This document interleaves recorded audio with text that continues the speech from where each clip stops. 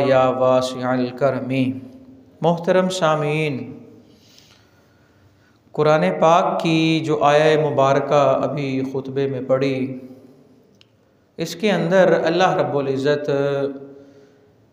इंसानी मुआशरे की इस्लाह के लिए जो अहकाम इरशाद फरमा रहा है, जो नसीहत फरमा रहा है, ये वो नसीहत है कि इसकी हम में से हर ख़ास व आम, हर बड़े छोटे, हर नेको बद, हर मुत्तकी परहेज़गार और हर बद अमल और बद किरदार तमाम को इसकी ज़रूरत है। कोई आदमी ये नहीं कह सकता कि मैं बहुत बड़ा नेक हो गया हूँ तो लिहाजा मुझे इस चीज़ की ज़रूरत नहीं। अगर बंदा नेक ज़्यादा हो गया है फिर उसे इस मसले की उससे भी अशद ज़रूरत है। ये आया मुबारका इस्लाह बैनन नास पर दलालत करती है, लोगों के दरमियान सुलह करवाना। मामलात अगर लड़ाई झगड़े वाले हो जाएं तो वहाँ चस्का लेने की बजाय, वहाँ सिर्फ़ नफ्स को खुश करने की बजाय कि देखूं क्या हुआ है। अब देखें ना, हम अखलाक के कितने निचले दर्जे पर आ चुके हैं कि रास्ते में चंद लोग जमा होंगे तो मिसाल के तौर पे एक बंदा बाइक चला रहा है, उसके पीछे फैमिली बैठी है, तो उसकी हिफाजत की परवाह किए बगैर वो मुंह आगे की बजाय उस मजमे की तरफ कर लेगा जहाँ लोग जमा हुए हैं, और वो कहेगा जी हटो मुझे भी देखने दो क्या हो रहा है। बस देखना है और पूछना है, लेकिन उसका मदावा नहीं करना। और ये नहीं हम करें, देखें कि 4 लोग जमा हैं तो हम सारे वहाँ गुज़रते हुए देखेंगे कि क्या हुआ है, कोई लड़ाई है, कोई झगड़ा है, कोई फितना फसाद क्या है, कोई एक्सीडेंट है, बस देख के गुज़र जाएंगे। और हालांकि अगर हम मुत्तले हो जाएं कि अगर इस बंदे को ये मसला है, मिसाल के तौर पे एक आदमी वो बाइक को रेड़ के लेके जा रहा है, धक्का लगा के लेके जा रहा है, तो इसका मतलब है अगर उसके टायर ठीक हैं तो सीधी सी बात जो आम तौर पर होगी उसका फ्यूल ख़त्म हो गया है, तो हम वहाँ पर नहीं रुकेंगे कि कहीं इसको पेट्रोल ना देना पड़ जाए। तो लिहाजा हमें इस चीज़ को ख़ुद देखना होगा। आज अगर किसी की ज़रूरत पे आँख बंद करेंगे तो कल हम ज़रूरतमंद होंगे और लोग आँख फेर लेंगे, तो फिर हम शिकवा करेंगे। तो शिकवा शब ज़ुल्मत से कहीं बेहतर था अपने हिस्से की शम्मा जलाई जाती, कि हम रात की तारीकी का शिकवा न करें बल्कि अपने हिस्से की शम्मा रोशन करें कि मुझसे जितना हो सके रोशनियाँ फैलाऊँ मैं। अच्छा, आयत मुबारका का अंदाज़ देखें, मफ़हूम आपके सामने रखता हूँ। अल्लाह फरमाता है ला खैर फ़ी कसीर मिन नजवाहुम। ये जो सिर गोशियाँ होती हैं ना, कानों के अंदर बातें होती हैं, सिर गोशी जिसको कहते हैं। अल्लाह फरमा रहा है अक्सर सिर गोशियाँ वो होती हैं जिनमें बेहतरी नहीं होती, भलाई नहीं होती, अच्छा नहीं होता।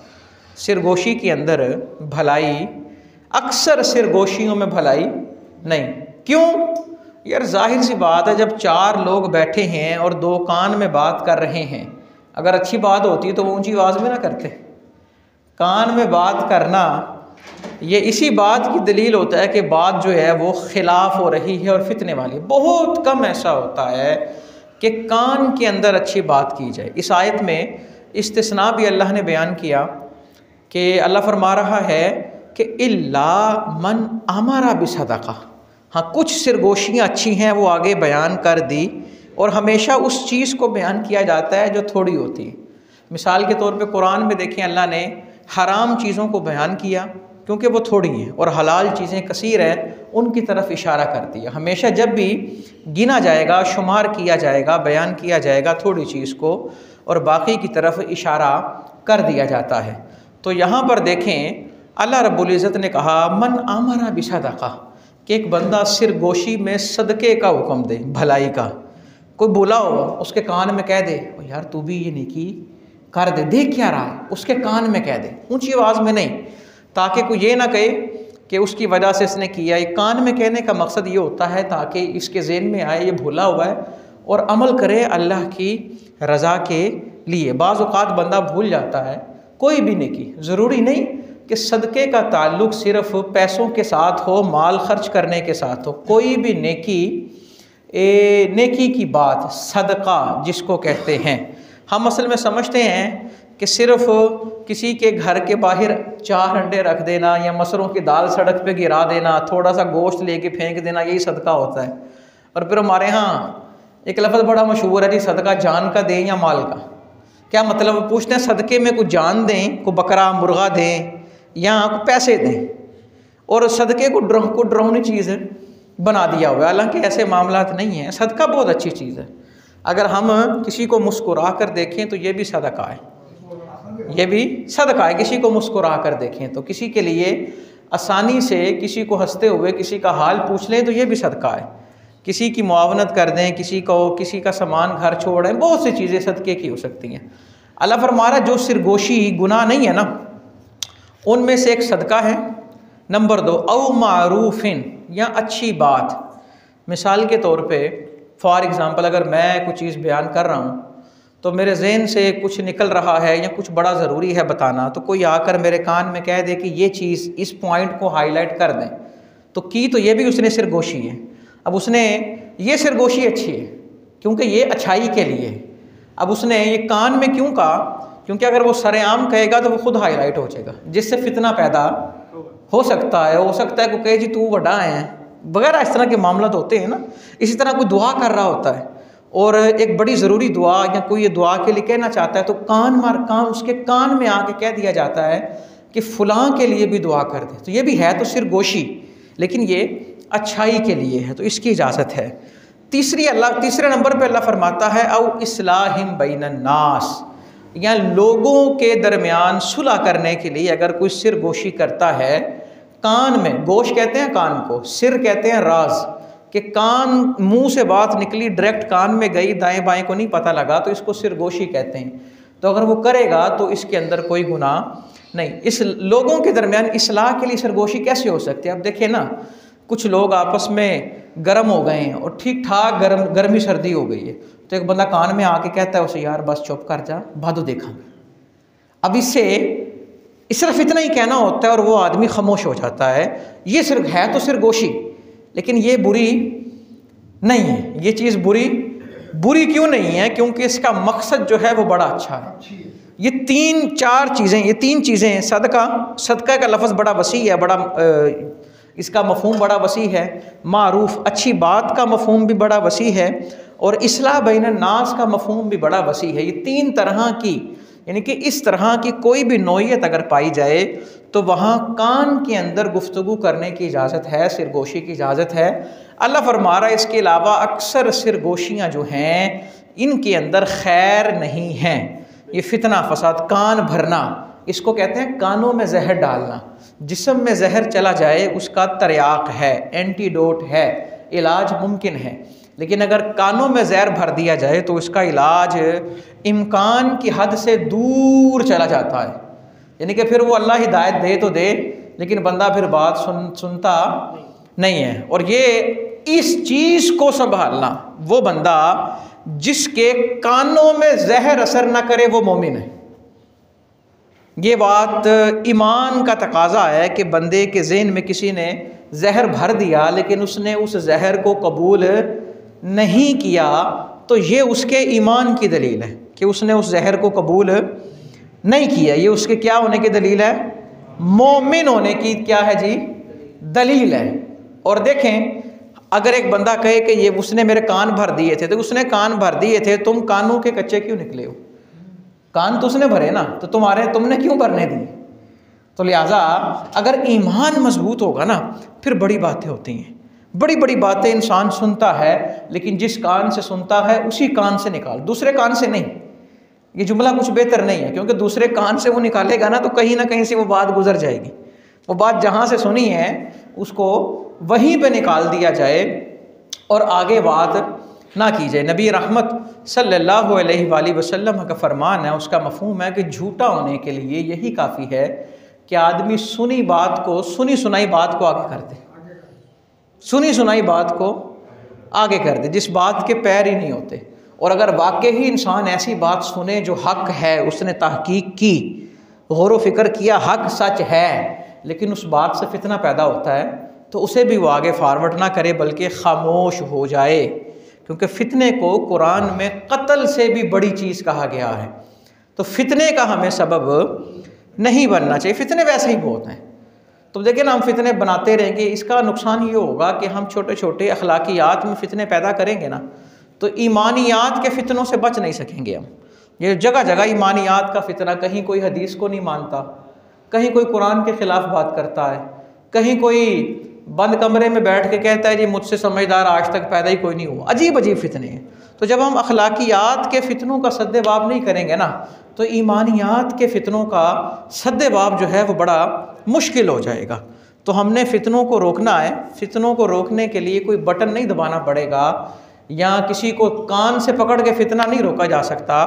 फितना रोकने का एक ही तरीका है कि हम फितनों की वजूहात को ख़त्म कर दें, फितनों के असबाब को क्या कर दें, ख़त्म कर दें। हम ख़त्म करेंगे तो मामला बेहतर होंगे। अल्लामा मोहम्मद इकबाल रहमतुल्लाहि ताला अलैह फरमा गए कि तेरी खुदी में गर इनकलाब हो पैदा, अजब नहीं ये चार सू बदल जाए। तेरी दुआ है कि हो तेरी आरज़ू पूरी, मेरी दुआ है तेरी आरज़ू बदल जाए। तो इंसान खुद अगर तब्दील होगा ना, तो फिर मामला जो है वो बेहतर। हुज़ूर अलैहिस्सलातु वस्सलाम ने सहाबाए किराम को नुजूम हिदायत करार दिया, हिदायत के सितारे, हिदायत के। आज तो हम सफ़र करते हैं गूगल मैप के ज़रिए, समंदर में सफ़र होता है ना, जो समंदर के सफ़र के माहिर हैं वो सितारों की मदद से होता है। किसकी मदद से जी? सितारे समत बताते हैं। तो सहाबा को सितारों की मानिंद कहा गया कि ये हिदायत, और उनकी हिदायत एक्यूरेसी जो है वो 100% है। अब वो नुजूम हिदायत किस तरह बने? क्योंकि सबसे पहले उन्होंने अपने आप को संवारा, अपने आप को बेहतर किया, और अपने ऊपर उन्होंने हुज़ूर अलैहिस्सलातु वस्सलाम का लाया हुआ दीन जो है उसका निफाज किया। तो वो मुआशरे के अंदर हादी बन गए, रहबर बन गए और रहनुमा बन गए। जब तक हम खुद नहीं अमल करेंगे ना, तब तक हम हादी और रहनुमा नहीं बन सकते। तो इस चीज़ की मुआशरे में बड़ी अशद ज़रूरत है कि इस्लाह बैनन नास हो, लोगों के दरमियान क्या किया जाए, सुलह कराई जाए। सुलह कराने का मकसद ये नहीं होगा कि आप ये फ़ैसला करें या हम ये फ़ैसला करें कि चार तू गलत है, तू माफ़ी मांग ले, तू सही है, ऐसा नहीं। सुलह कराने का मकसद यही होगा कि दोनों को खामोश कराया जाए हिकमत अमली के साथ, क्योंकि उससे उम्मत को फ़ायदा होगा और इस्लाम को क्या होगा, फ़ायदा होगा। दुनिया को पता लगेगा कि मुसलमान मुत्तहिद हैं। अच्छा, सुलह के अंदर हमारा ये काम नहीं होगा कि हम किसी एक को सही करार दें और किसी एक को गलत करार दें। हमारा काम होगा मामले को रफ़ा दफ़ा किया जाए, कि उस बात को जहाँ है उसको आगे। अब एक बंदा आकर के वो कहे अच्छा 10 होया कि इसी मैनू शुरू तो 10, अब ज़ाहिर सी बात है वो बताएगा तो दूसरा भी अपना दुख सुनाएगा, और सुनाते हुए दुखड़ा वो इसको इंटरप्ट करेगा, वो इसको इंटरप्ट करेगा। दोनों के दरमियान बात को कतई कलामी की जाएगी ना, वहाँ से फिर मामला ख़राब होंगे।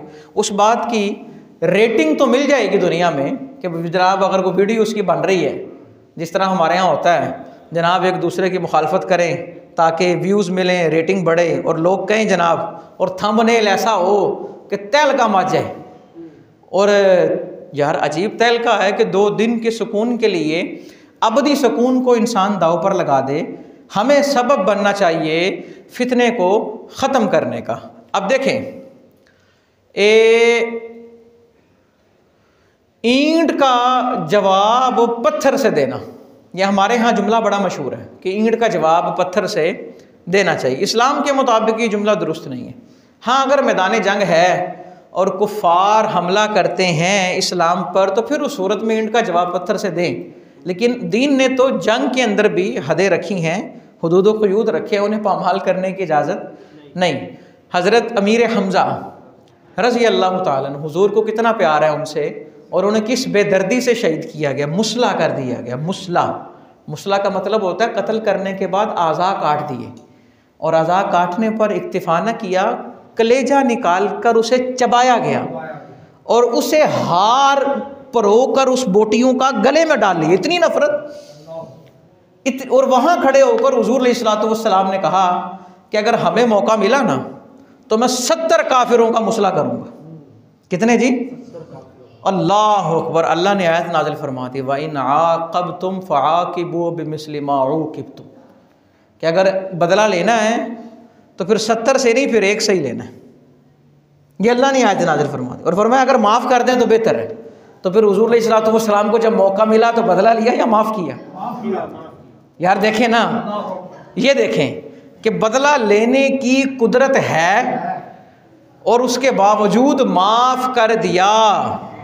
ये है व इन्नका लअला खुलुकिन अज़ीम, कि आपको अखलाक के आला मर्तबे पर फाइज किया गया।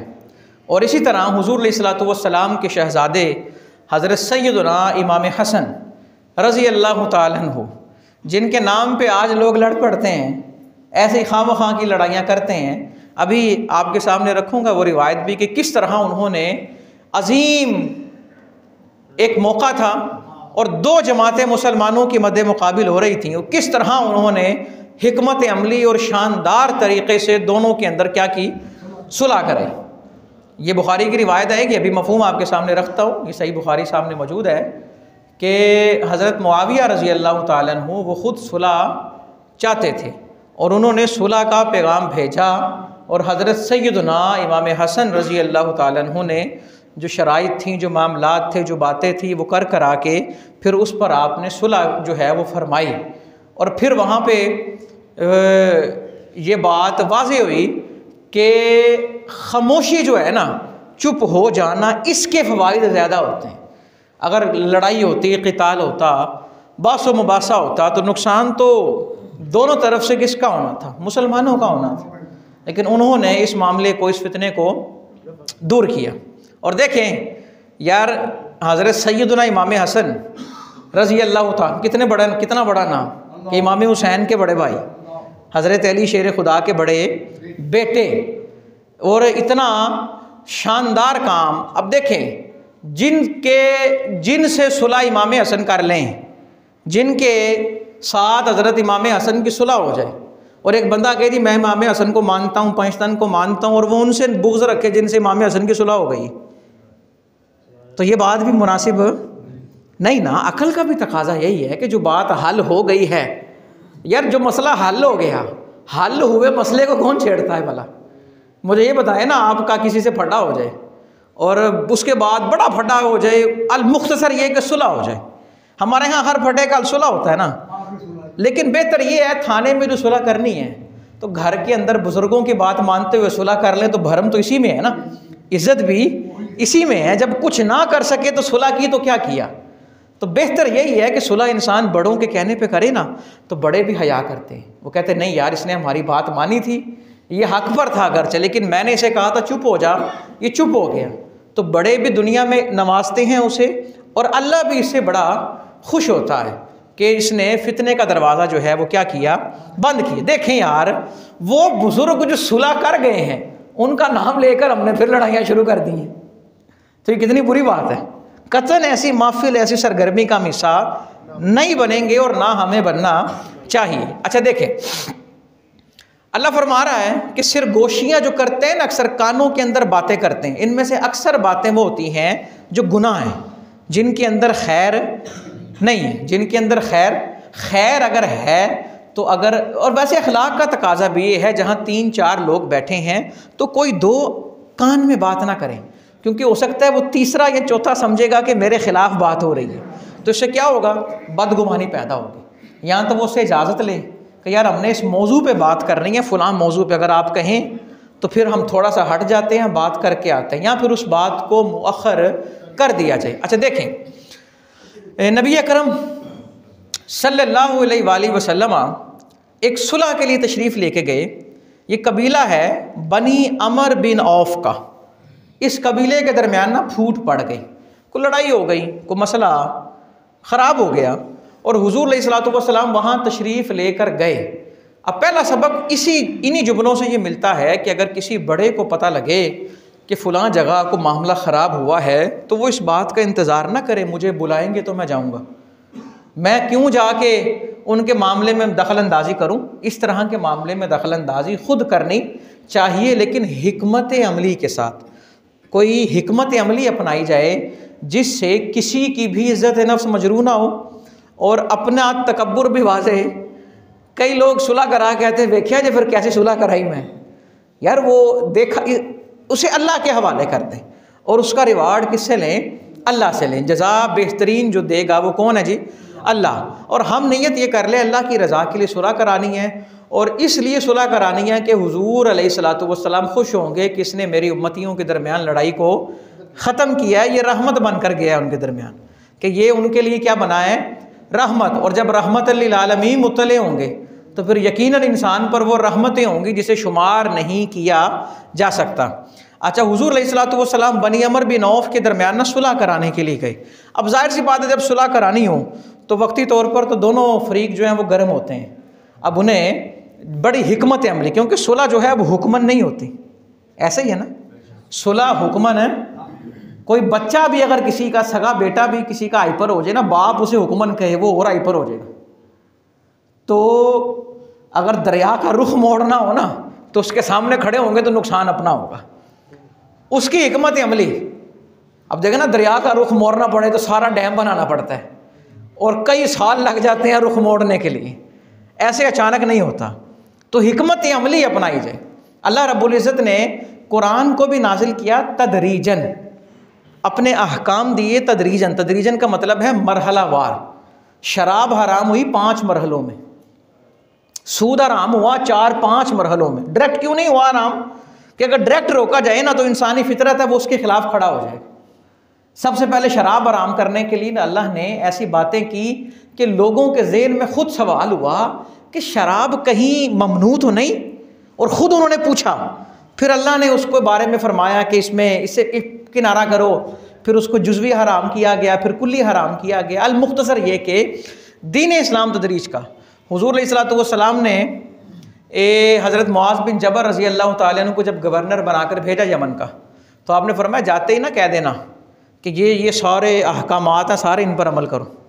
आपने फरमाया जाकर उन्हें एक बात बताना, पहले अल्लाह एक है, वो अल्लाह को मानने लगे ना, मेरा बताना, मुझे मानने लगे ना, फिर ये बातें बताना। और ए मुआज़, लोगों को दीन की तरफ लाना है, दीन से दूर नहीं करना। इस्लाम तदरीज के साथ है, आहिस्ता आहिस्ता आहिस्ता आहिस्ता। कि इंसान किसी को, यार अब एक बंदा नमाज नहीं पढ़ता, उसे कहे यार नमाज पढ़ो, कहे कि नहीं यार रकात है, कहे ईशा दियाँ 17 पढ़नी है, कहेगा यार मैं नहीं पढ़ता। और रमज़ान का महीना हो गया 20 तरावियाँ भी ना, कहना मैं तो नहीं आता। उसे कहे यार तू आ तो सही, 4 फ़र्ज़ हैं, 3 वितर, वो पढ़, बाकी देख दिल करेगा तो पढ़ ले, नहीं तो कल पढ़ लें, 2-2 करके पढ़ता रहे, तो आ तो सही इस तरफ। जब इस तरह करेंगे ना, बस उसको एक दफ़ा ले आएँ। वो जिस तरह मुहावरा कहते हैं ना कि ऊँट को पाँव रखने की जगह मिले तो वो बैठने की जगह खुद बना लेता है। हम किसी को ना पाँव रखने की जगह दें। हुज़ूर अलैहिस्सलातु वस्सलाम के पास एक शख्स आए, कहते कलमा पढ़ूंगा। इमाम अहमद बिन हम्बल इस हदीस को बयान करते हैं, वो कहते हैं या रसूल अल्लाह, कलमा पढ़ूंगा मैं, लेकिन मुझे फ़जर और इशा की छुट्टी दे दे, फ़जर और इशा की छुट्टी दे दें। आपने कहा जाओ छुट्टी है। इस शर्त पर इस्लाम कबूल किया कि नमाजें 3 पढ़नी, और आपने ये शर्त मान भी ली। अल्लाह अकबर। तो जब इशा का वक़्त आया वो पहली सफ़ में बैठा हुआ, फजर का वक्त आया वो सहाबी पहली सफ़ में है। हुजूर ने कहा तुमने तो छुट्टी ली थी। अर्ज़ किया हुजूर जब तक पढ़ी नहीं थी ना नमाज तो लगता था बहुत भारी है, बड़ा औखा काम मुझे, लेकिन जब से नमाज पढ़ी है ना हुजूर यकीन करे सलाम फेरने का दिल ही नहीं करता। हमें चाहिए कि हम किसी को लाएं तो सही, कोशिश तो करें। अच्छा, बात ये हो रही थी, वो गए हुजूर अलैहिस्सलातु वस्सलाम अमर बिन औफ, ये जो ख़ानदान जो बरादरी थी कबीला था वहाँ, और उनकी बातें सुनी। अब सुलह करानी थी, बातें ना काफ़ी लंबी हो गई। आपको पता सुलह कराना कोई आसान काम नहीं होता, ये पंचायतें भी कोई आसान काम, जरगे जो होते हैं ये देखने वालों को सिर्फ लगता है कि ये करते क्या हैं ये। अब उनको क्या पता कि पंच ने सर के ऊपर सिर्फ पग नहीं बांधी होती बल्कि बर्फ़ के ब्लॉक रखे होते हैं अपने आप को ठंडा करने के लिए। कई उसे गर्म सर्द बातों से खुद गुजरना पड़ता है, लेकिन अगर वो भी गर्म सर्द हो गया तो फिर फैसला नहीं होगा। अच्छा, हुजूर अलैहिस्सलातु वस्सलाम वहाँ सुलह के लिए तशरीफ़ ले गए। फ़हदरतिस सलाह, नमाज का वक्त आ गया। किसका वक्त आ गया जी? नमाज का। वलम याति नबीय्यु, और हुजूर अलैहिस्सलातु वस्सलाम अभी तक वापस नहीं आए। नमाज का वक्त था, नमाज का वक्त रुकता नहीं। वक्त हुआ है मुअज़्ज़िन अज़ान देगा, नमाज का वक्त हुआ है जमात हो जाएगी। अच्छा, फ़अज़ना बिलाल बिस्सलाती, नमाज की ना अज़ान दे दी हज़रत बिलाल रज़ी अल्लाह ताला अन्हु, हुज़ूर ना आए, अज़ान भी हो गई। अब जमात का वक्त आ गया तो फ़जा इला अबी बकरिन, तो वो हज़रत अबू बकर सिद्दीक़ रज़ी अल्लाह ताला अन्हु के पास आए। देखें ना, हज़रत बिलाल का अज़ान देकर इमामत के लिए हज़रत अबू बकर सिद्दीक़ रज़ी अल्लाह अन्हु के पास आना इस बात की दलील है कि हुज़ूर सिखा गए हैं कि अगर इमामत की ज़रूरत पड़े तो नियाबत हज़रत अबू बकर ने करनी और वो किसी और के पास नहीं गए। अच्छा जी, हज़रत अबू बकर को आगे अर्ज़ किया, वो कहते हैं इन्ना नबी या खुबिसा वक़द हदरतिस्सलाह, हुज़ूर अलैहिस्सलाम तो वहाँ उनको लगता है रोक लिया गया उस मामले की वजह से, आप वहाँ इस वक्त हैं, वो निकल नहीं सकते और नमाज का वक्त आ गया। फ़हल लका अंत उम्मन नासा, या अबा बकर, क्या आप नमाज पढ़ा देंगे, इमामत करा देंगे? फ़क़ाल नअम इन शिअता, आपने कहा अगर आप लोग कहते हैं तो मैं मुसल्ला इमामत पे खड़ा हो जाता हूँ। तो अब इकामत कह दी, तकबीर कह दी। फ़तक़द्दम अबू बकर, हज़रत अबू बकर रज़ी अल्लाह ताला अन्हु मुसल्ला इमामत पे खड़े हुए और नमाज शुरू कर दी। अच्छा, यहाँ जो बात समझ आई, पहली बात जो समझ आई वो ये कि इंसान की वजह से अगर कोई मामला बेहतर हो रहा हो तो मामलात इबादात पर तरजीह रखते हैं। ये बात ज़हन में रखें, मामलात किस पर तरजीह रखते हैं? हमें सिर्फ ये मसला तो याद है कि रोटी आ जाए तो जमात बाद में पहले रोटी खाएं, लेकिन ये क्यों नहीं याद कि लड़ाई हो गई है, नमाज बाद में पहले लड़ाई की सुलह कराएं हैं। असी कहने यार तुसी लड़ो तो मैं ज़रा 2 सजदे करके आया, मीठा मीठा हप हप और कोड़ा कोड़ा थू थू, ऐसा नहीं होना चाहिए। अल्लाह अकबर। हुज़ूर अलैहिस्सलातु वस्सलाम की सुन्नत से ये बात साबित आई कि अगर ऐसा मामला है, देखिए ना, जमात वाजिब है, लेकिन अगर कोई ताख़ीर हो गई है तो उसकी इजाज़त है। पहले जो मामला करने वाला है वो जिसके नुकसान ज़्यादा हैं सुलह कराई जाए, क्योंकि अगर सुलह नहीं होगी इंसान लड़ते लड़ाते, ज़रा सी बात पे देखें, आज छोटे छोटे से बच्चे, नाबालिग बच्चे, उनके हाथ में असले हैं और वो उनके लिए कत्ल करना बड़ी मामूली सी बात है, बड़ी मामूली सी बात है। वो जनाब पाँव पे गोली मार दी, ये कर दिया, वो कर दिया, और ये छोटे छोटे बच्चों की बात कर रहा हूँ। बड़ा आदमी, उसके अंदर गुस्से को संभालने का हौसला ज़्यादा होता है, 9 उम्र के अंदर इतना हौसला नहीं होता, क्योंकि उसे अगर कोई मिस गाइड कर रहा है तो वो उसी के ऊपर चल रहा है और उसके ज़हन भरे हुए हैं। अच्छा जी, अलखैर, सुलह उनकी हो गई, यहाँ से नमाज शुरू हो गई।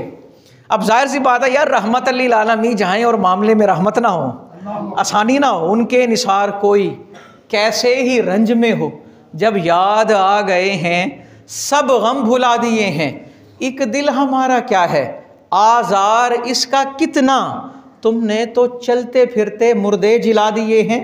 कि हुजूर आपकी शान तो ये है कि आप चलते फिरते मुर्दों को ज़िंदगी बख्श दें, यानी कि वो लोग जो बिल्कुल हयात से महरूम हो चुके हैं उन्हें ज़िंदगी की ऐसी उम्मीद दिलाएं कि उनके सबब लोगों की ज़िंदगियाँ अता हो जाएं, ऐसी शान वाले वो जाएं और मामला आसान ना। इस्लाम के अंदर नेक फाली की इजाज़त है, लेकिन बद फाली की इजाज़त नहीं। हम बुरा फाल मान लेते हैं और नेक फाल, मिसाल के तौर पे एक बंदा कहता है यार काली बिल्ली गुजर गई है तो कुछ बुरा होगा, और वो कहेगा अच्छा आज मेरी अम्मा अब्बा मुझसे मिलने आ गए, वो कहेगा यार वो केड़े मुसीबत से पै गए।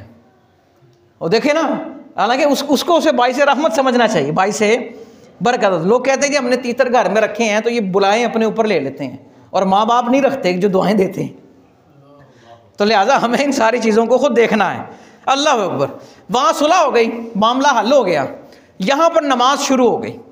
अब जब नमाज शुरू हुई ना तो हुजूर अलैहिस्सलातु वस्सलाम आ गए वापस।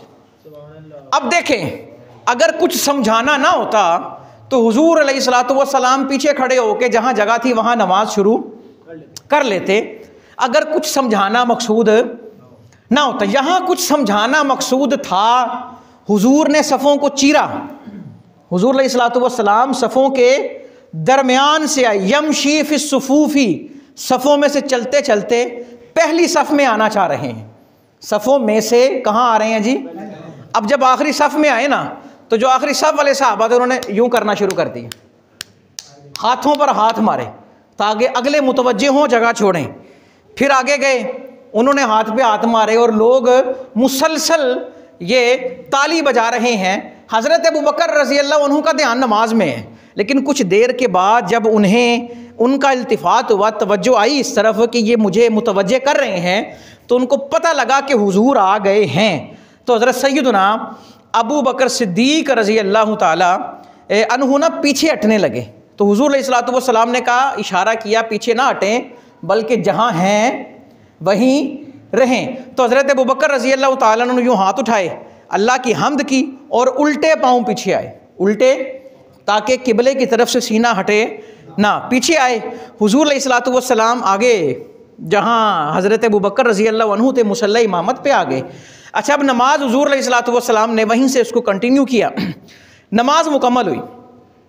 जब नमाज मुकम्मल हुई ना, तो आप अलैहिस्सलातु वस्सलाम ने फरमाया लोगों को, जो मसले समझाए कुछ ज़ाहिरी मसले हैं, कुछ बातिनी मसले हैं, ये ज़ाहिरी मसले समझें। आपने फरमाया लोगों, नमाज में अगर कोई मामला पेश आ जाए ना, तो इमाम को मुत्तले तुमने ताली से नहीं करना, ये काम औरत का है। कि अगर औरत ने अब इमाम को मुत्तले करना है, या औरत नमाज़ पढ़ रही है और कोई आगे से गुजरने लगा, तो औरत बताना चाहती है मैं नमाज में हूँ, तो वो इस तरह हाथ पे हाथ मारेगी, ऐसे हाथ पे हाथ। और जब मर्दों का काम है, आपने फरमाया तुमने तस्बीह करनी है, तुमने सुबहान अल्लाह कहना है, तुमने क्या कहना है जी, सुबहान। तस्फीह नहीं करना, क्लैप नहीं करना, बल्कि सुबहान अल्लाह कहना है। और फिर आपने कहा ए अबू बकर, अच्छा सुबहान अल्लाह कहने की आपने वजह भी बताई। आपने कहा असल में बात यह है, जो नमाज पढ़ रहा हो ना, अगर उसका ध्यान हटे भी तो अल्लाह की तस्बीह की तरफ हटे, वो कहीं और ध्यान उसका हटे ना। और आपने फरमाया अबू बकर, मैंने जब कहा था कि आप मुसल्ला इमामत पे रहें, तो आप पीछे क्यों आए? अर्ज़ करते हैं या नबी अल्लाह, अबू कुहाफा के बेटे की ये इतनी औकात नहीं कि हुजूर पीछे और ये आगे खड़ा होकर नमाज पढ़ा रहा। अब यहाँ जो बातें समझाएगी, एक तो ज़ाहिरी मसले, और दूसरा अदब मुस्तफ़ा, और तीसरा जो बड़ा ख़ास मसला समझे। यार मुझे बताएं, नमाज हो रही है, सब ने हुजूर को देखा, तालियां बजाना शुरू कर दी। ताली ये सीधे हाथ से नहीं, ये एक हाथ इसी तरह बंधा हुआ था और दूसरा हाथ उसके ऊपर मारा जा रहा था। सब की तवज्जो उधर हो गई, इमाम भी देख रहे, इमाम की तवज्जो भी हो गई, इमाम पीछे हटे, लेकिन किसी की भी नमाज नहीं टूटी। समझाने वाली बात यह है कि नमाज किसी की भी, ये सही बुखारी की रिवायत, ये लफ्ज़ आपके सामने है, नबी बजाते खुद नमाज में आ जाएं तो नमाज नहीं टूट रही, तो ख्याल नबी से नमाज किस तरह टूट सकती है? यार हुजूर के ख्याल के बगैर भी कभी नमाज होगी? कतन नहीं हो सकती। जब तक हुजूर की सुन्नत पेशे नज़र नहीं होगी, तब तक नमाज होगी कैसे हमारी? अल्लाह अकबर। वो बड़ा खूबसूरत किसी ने कहा, अगर उसको समझा जाए, कि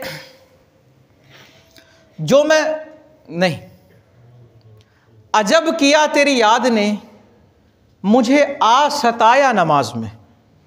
अजब किया तेरी याद ने, कईयों ने इसको गज़ब भी पढ़ा, लेकिन हम अजब ही कहेंगे, बेहतर यही है। अजब किया तेरी याद ने मुझे आ सताया नमाज में, मेरे वो भी सजदे कज़ा हुए जो अदा हुए थे नमाज में। दो तरह से पढ़ा गया, मैं समझाता हूँ दोनों तरह से। उस तरह भी पढ़ा गया कि मेरे वो भी सजदे अदा हुए जो कज़ा हुए थे नमाज में, लेकिन इस तरह भी पढ़ा गया कि मेरे वो भी सजदे कज़ा हुए जो अदा हुए थे नमाज को। समझें, वो कहते हैं जब हुजूर आपकी याद आई ना नमाज में, तो मैंने कहा वो नमाजें जो मैंने आपकी याद के बगैर पढ़ी हैं, वो तो कज़ा हो गई ना सारी, फिर कि वो नमाजें तो मैंने पढ़ी हैं, लेकिन हुजूर आपकी याद ही नहीं थी, सुन्नत ही नहीं, मैंने मेरे ज़हन में था ही नहीं कि रुकू ऐसे करना है, हुजूर की सुन्नत में सजदा ऐसे करना है। यार जब हुजूर की अदाएँ पेश नज़र होंगी ना, फिर इंसान अपनी अना की तरफ जाता ही नहीं है, और वो फिर इस तरह लड़ाई झगड़े फितने फसाद की तरफ नहीं जाता। यार जो रहमतल लिल आलमीन है ना, वो बाइसे किताल नहीं, वो बाइसे झगड़ा नहीं, वो बाइसे रहमत हैं। वो पत्थर मारने वालों को देते हैं दुआ अक्सर, लाओ कोई मिसाल ऐसी शराफत हो तो ऐसी हो। हज़रत जिब्रील अमी अर्ज़ किया, हुजूर हुक्म दें सारी बस्ती ताइफ की उलट के इनके ऊपर दे मारूं। आपने कहा अल्लाह, इसकी बजाय इनको सीधा रास्ता ना दे दे। यार देखिए ना क्या शानदार अंदाज है। इख्तियार तो दिया गया ना कि अगर चाहें तो बस्ती सारी तबाह कर दी जाए। या अल्लाह तू कुन कहे तो हो जाए, तू जो चाहे वो कर दे। या अल्लाह रहमत लिल आलमीन के सदके बस्ती उलटने की बजाय हिदायत ना अता कर दी जाए। तो देखा लोगों ने कि उनकी नस्ल से वो लोग आए जिन्होंने हुजूर के नाम पर अपनी जानें कुर्बान की हैं। तो हमें भी चाहिए किसी की तबाही की दुआ करने की बजाय ना हिदायत की दुआ करें। हम कह देते हैं यार उन्हें कड़ा सही होना है, इन्होंने मिल रही हिदायत, और हम कौन होते हैं इस बात का फैसला करने वाले। अल्लाह अकबर। हमें चाहिए कि हम हुजूर की सुन्नतों को पेश नज़र रखें और मामलात के अंदर नरमी रखें। अच्छा, एक मुनाफिक है, मुनाफिकों का सरदार अब्दुल्ला बिन उबई, ये अंदर से था यहूदी, लेकिन चूंकि इसके पास चारा नहीं था तो इसने ज़ाहिरन कलमा पढ़ लिया, लेकिन इसने इस्लाम को नुकसान दिया, फ़ायदा, और इसने भी एक मस्जिद बनाई। कुरान ने उसको मस्जिद दिरार का, और अल्लाह ने फरमाया उस मस्जिद में नहीं जाना। उस मस्जिद की बुनियाद अल्लाह की मुखालफत में नहीं थी। ये बात कुरान और हदीस से साबित है। वो अल्लाह को मान, यहूदी भी अल्लाह को मान, वो मानता था अल्लाह को।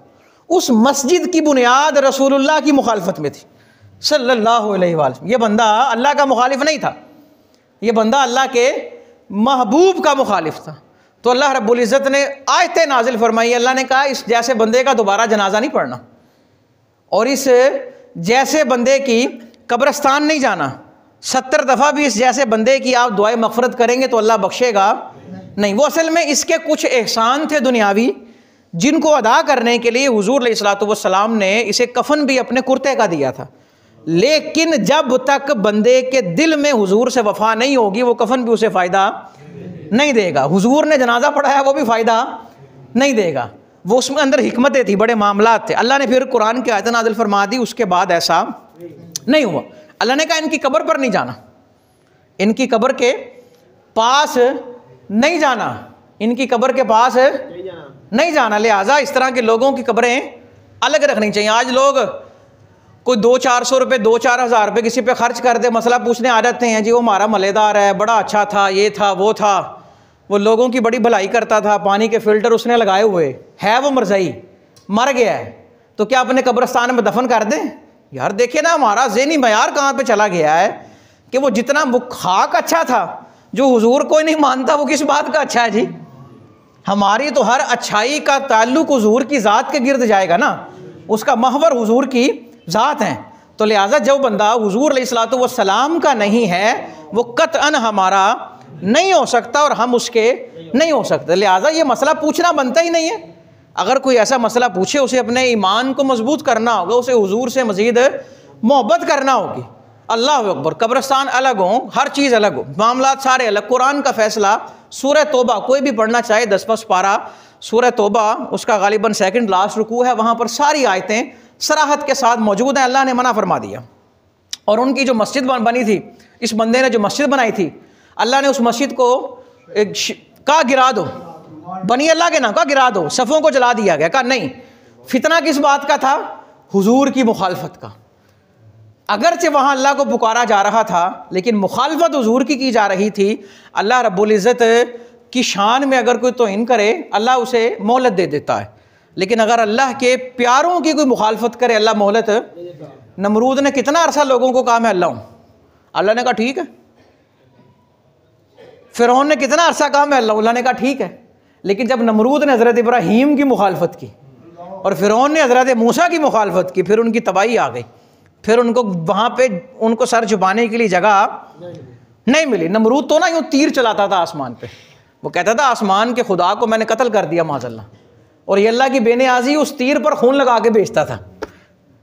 और फ़िरौन वो सुबह कहता था कि ये काम होगा, वो एक दिन पहले बताता था कल ये काम, और सारी रात उल्टा लटक जाता और कहता या अल्लाह वेख लै एक गल मेरी मान लै, या अल्लाह तेरी मेहरबानी एक मान लै मेरी, मैनू माफ़ी दे दे। अल्लाह को तो पता था झूठ बोल रहा है, लेकिन अल्लाह वो काम कर देता था। और सुबह आकर वो कौम को कहता था वेख्या जे मैं क्या सी ना, अल्लाह ने हर चीज़ पर मोहलत दी। अगर वो मोहलत नहीं देता तो अपने बंदों की गुस्ताखी पर मोहलत नहीं देता। तो ये अब्दुल्ला बिन उबई जिसकी मैं बात कर रहा हूँ, देखें ये ज़ाहिरन मुसलमान था, लेकिन हकीकत में ये मुनाफिक था, अकीदे का मुनाफिक। क्या जी? अच्छा, अकीदे के मुनाफिक में और अमल के मुनाफिक में फ़र्क होता है। कुरान की वो सूरत जो मुनाफिकून है, मुनाफिकों के बारे में आई, ये वो मुनाफिक हैं जो अकीदे के हैं। आप और मैं इसकी पहचान नहीं कर सकते, ये सिर्फ हुजूर का खासा, ये बात ज़हन में रखें। दिल में क्या है हम इसको बता नहीं सकते।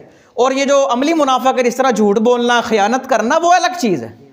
अब वो आयतें जो उन मुनाफिकों के बारे नाजिल हुई जो अकीदे के थे, उन आयतों को अमली मुनाफिकीन पर फिट करना ये इंसाफ नहीं है। ये आम बंदा जो होता है ना, वो इस तरह की बातें कर देता है कि कुरान ने ये कहा मुनाफिकीन के, वो अकीदे के मुनाफिक हैं। अच्छा जी, अब देखें, ज़ाहिरन तो ये आदमी जो है ये कलमा पढ़ता था, लेकिन हकीकत में मुसलमान नहीं था। ये वही है जो ग़ज़वा उहुद में अपने 300 साथी लेकर वापस चला गया। लेकिन हुज़ूर अलैहिस्सलाम, इमाम बुखारी ये हदीस लाए, हुज़ूर अलैहिस्सलाम से ना लोगों ने कहा कि यार ये आदमी इस्लाम की ना बड़ी मुखालफत करता है। उसे वो आदमी ज़हनी तौर पर ना सियासी महरूमियों का शिकार था, क्योंकि हुज़ूर अगर हिजरत करके ना आते तो यसरब का अमीर इसने होना था। लोगों ने इसको अपना सरबराह मुकर्रर कर लिया था। जब हुज़ूर आए तो इसकी सियासत ख़त्म हो गई, तो इसने कहा अब ऐसा करता हूँ, ना खेलना है ना खेलने देना है। उसने उस उसूल पर अमल किया और उसने इस्लाम का लिबादा ओढ़कर लोगों को ही इस्लाम से मुतनफ़र करना शुरू कर दिया, जो मिर्ज़ाइयों का काम होता है और जो काम वो करते हैं। अलखैर, हुज़ूर अलैहिस्सलाम को जब सहाबाई कराम ने अर्ज़ किया, हुज़ूर अगर आप उसके पास चलें, उससे बैठकर बात करें, डायलॉग करें, कम अज़ कम वो इस्लाम की दुश्मनी के अंदर लोगों को गुमराह ना करे। हुज़ूर अलैहिस्सलाम मान गए। आपने कहा मैं चलता हूँ। बड़े आदमी की यही निशानी होती है कि वो छोटों के मशवरे पर अमल करता है, वरना कहाँ हुज़ूर की ज़ात कि जिनकी हर बात वही है खुदा, और कहाँ उनका मर्तबा जो मशवरा दे रहे हैं। लेकिन हुज़ूर ने कहा मैं चलता हूँ। हुज़ूर अलैहिस्सलाम दराज गोश पे सवार हो गए, हिमार, गधा जिसको कहते हैं हम, डोंकी अपनी ज़बान में कहते हैं, और मुसलमान हुज़ूर के साथ कुछ थे, चलने लगे।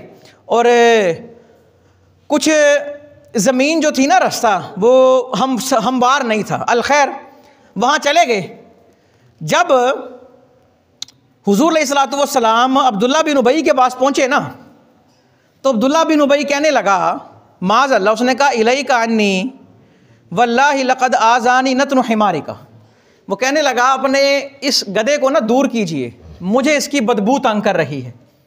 ये अब्दुल्ला बिन उबई ने बात कही कि गधा दूर कर लिए, अपना दराज गोश जो है वो दूर कर लीजिए, मुझे इसकी बदबू जो है वो क्या दे रही है, अजियत दे रही है। तो एक अंसारी खड़े हुए।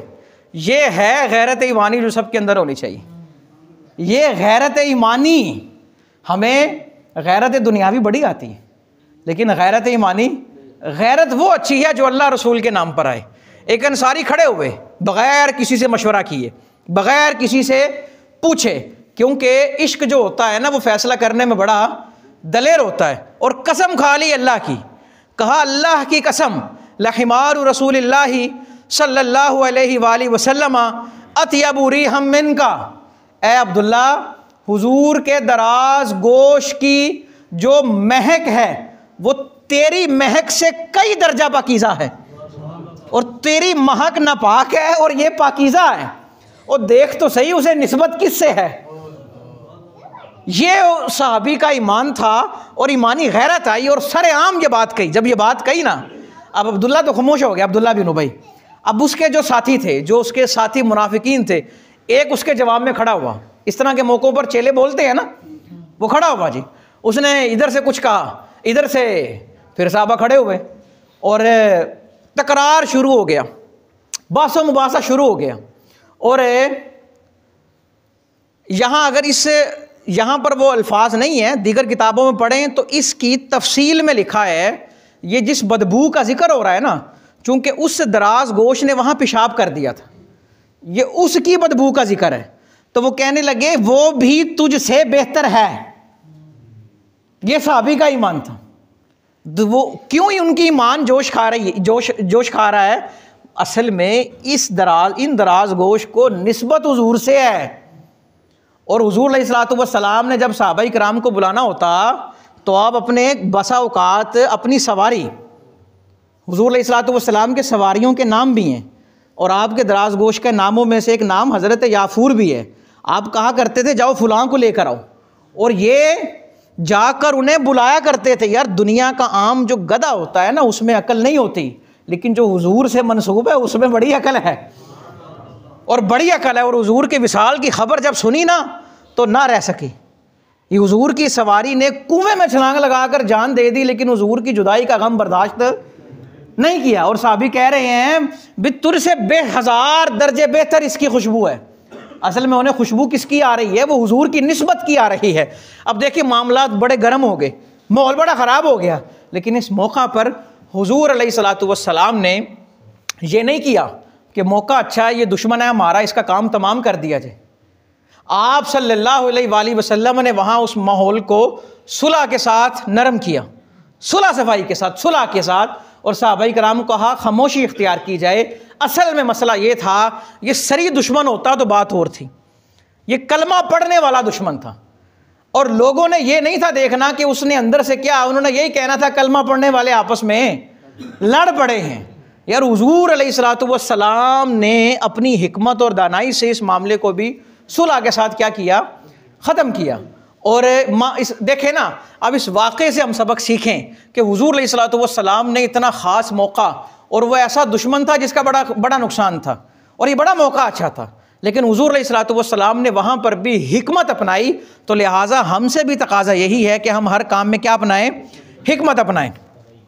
अच्छा जी, हुजूर अलैहिस्सलातु वस्सलाम ने एक मौका पर इरशाद फरमाया, हज़रत उम्मे कलसूम बिनते उक़बा रज़ी अल्लाह ताला अन्हा वो कहती हैं मैंने आका अलैहिस्सलातु वस्सलाम को फरमाते सुना, लैसल कज़्ज़ाब अल्लज़ी युस्लिहु बैनन नासी फ़यनमी खैरन व यक़ूलु खैरन, कि हुज़ूर अलैहिस्सलातु वस्सलाम फरमाते हैं अगर कोई आदमी लोगों के दरमियान सुलह कराने के लिए, किसी बात को रफ़ा दफ़ा करने के लिए ऐसी बात करे जो हकीकत के मुताबिक ना हो, तो उसे झूठा नहीं कहेंगे।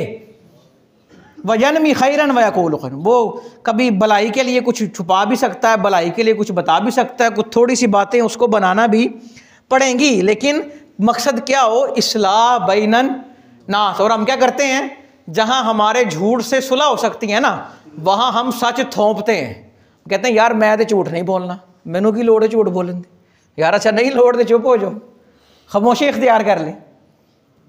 हम सच बोलते नहीं, सच थोपते हैं और सच उगलते हैं। और बसा औकात वो बड़ा खूबसूरत कहा ना किसी ने कि लफ्ज़ आतिश फशां नहीं होते, लहजे आग लगा देते हैं। और एक हिकायत बयान करके यहीं पर गुफ्तगू ख़त्म करूँगा, फिर आगे इसको कंटिन्यू करेंगे। हज़रत शेख सादी शिराजी रहमतुल्लाहि ताला अलैह वो कहते हैं एक बादशाह ने ना एक ग़ुलाम को सज़ाए मौत सुना दी। अब वो ग़ुलाम था बेचारा ईरानी, अब उसने सुना ना सज़ाए मौत है, क्योंकि जब इंसान फंस जाए ना, हमने देखा नहीं मगलूब बिल्ली कुत्ते पर हमला कर देती, फंस गई ना, अब उसको पता है उसने करना तो कुछ नहीं है, लेकिन वो हमला करके कुछ ना कुछ तो करती है। अब जब उस ग़ुलाम ने सुना ना कि मैं तख्ता दार पे जा रहा हूँ, उसने बादशाह को गाली देना शुरू कर दी, और रज के गाली दी, अपनी ज़बान में जितनी गलीज़ गाली दे सकता था दी। बादशाह ने कहा ई चे मिगोयत, ये क्या कहता है? तो एक वज़ीर वो था जिसे सच का हैज़ा था, बाज़ लोगों को सच का हैज़ा होता है, सच उनसे रोका, बड़ी ज़ोर से सच आया होता है। ये इस्लाम के ख़िलाफ़ बात है, ये अखलाकियात के भी ख़िलाफ़ है, इस्लाम के उसूलों के भी ख़िलाफ़ है। उसे ना सच बड़ी ज़ोर से आया था।